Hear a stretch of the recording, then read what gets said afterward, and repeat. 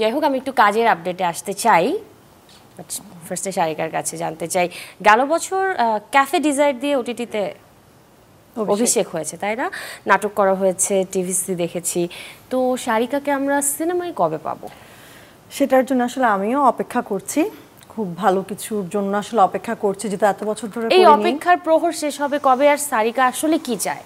যখনই ভালো কোনো কিছু আসবে আমার কাছে তখনই আসলে। এটা কিন্তু সবাই বলে যে ভালো কিছু আসলে, এই ভালোটা বলতে আসলে সারিকার কাছে কি, আমি এটা জানতে চাই। এই যে মায়া যেরকম একটা ভালো কাজ, যেটা আমি আসার সাথে সাথে যেরকম বললে যে লুফে নিয়েছি, ওরকম একটা কাজ যেটা আসার সাথে সাথে আমি যেন ভিতর থেকে ফিল করি যে এত বছর যেহেতু আমি সিনেমা করিনি, এতগুলো অফার আসার পরেও সেটার জন্য আসলে যেন ভিতরে যেন কোনো আফসোস না রয়ে যায়, যেন আমার মন মতন কিছু একটা পাই এবং সেটা দিয়ে দর্শকদের একটু খুশি করতে একটা উত্তর চাই আর কি, খুশি করতে একটা কিছু বলে দিলেই হয় যে এতটা সময় পরে হয়তো পাওয়া যাবে, মানে খুব শীঘ্রই বা 6 মাস বছর খানেক পর। আমি আসলে এখন বলতে পারছি না, কারণ এটা আসলে ডিরেক্টরদের হাতে।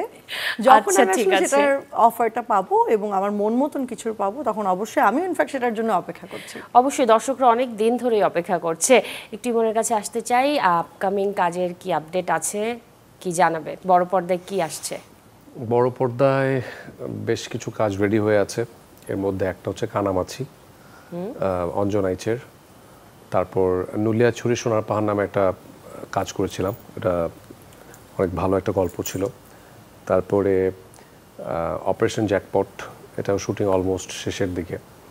আর এই সামনের মাসেই নতুন একটা ছবিতে ঢাকার বাইরে যাব। সো আরও কিছু ছবির কথাবার্তা ফাইনাল পর্যায়ে আছে, সেগুলো স্টার্ট করতে হবে। এবছর বেশ কিছু কাজ আছে আমার, বাট এই মুহূর্তে চিন্তা মায়া নিয়ে সব কিছু। অবশ্যই আগামীর কাজের জন্য দুজনেরই শুভকামনা রইল। ভালোই ব্যস্ততা চলছে দুজনের জীবনে। আমি আয়োজন শেষ করব, তার আগে একটা প্রশ্ন আমি দুজনের কাছেই জানতে চাই, একটা প্রশ্নের উত্তর। এই প্রশ্নটা অনেকেই হয়তো অনেকভাবে এড়িয়ে যায়, বাট আমি সরাসরি এই উত্তরটা দুজনের কাছ থেকে জানতে চাই, একদম অনেস্টলি। ক্যারিয়ারের জায়গা থেকে পলিটিক্সের শিকার হওয়া হয়েছে কি? সারিকা কি বলবে? আমি আসলে খুব একটা এভাবে পর্যবেক্ষণ করে কখনো দেখিনি, কারণ আমার মনে হয় পলিটিক্স মোরালেস সব জায়গাতেই থাকে। এখন ওটাতে কে কিভাবে আসলে হ্যান্ডেল করে বা কিভাবে সেটার শিকার হয়, সেটা আসলে যার যার নিজস্ব দৃষ্টিকোণ।